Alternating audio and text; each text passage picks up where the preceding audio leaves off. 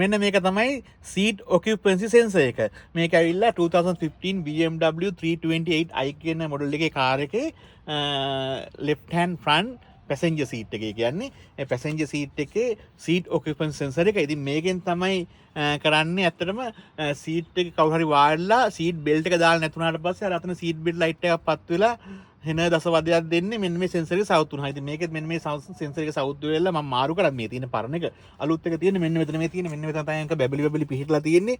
මේක සීරුවට බවට මෙතනින් ඔහොම ඇදලා අරගෙන ඉවරලා මේක ඔහොම අස්සට දාන්න ඕනේ. ඉතින් ඒක දානකොට ගලවනකොට මට තියෙන වීඩියෝ එකක් ගන්න විදියක් නැහැ. ඉතින් මේ කලිපැටිය වගේ මාත් මේක අස්සේ රිංගගෙන ඔළුවත් මේක අස්සේ ගහගෙන ෆෝන් එකකුත් ගහන්න බෑනේ. ඉතින් ඊට පස්සේ ඒ හින්දා නිකන් හිටියා. ඉතින් මේක දැම්ම නැත්තම් මහ විශාල කරදරයක්. මොකද තනියෙන් මනෝපාරක් ගහගෙන සින්දුවක් අහගෙන ආතල් එක යනකොට අරකේ මගුල පෙන්නනවා සීට් බෙල්ට් ලයිට් එක පත් වෙලායි කියලා.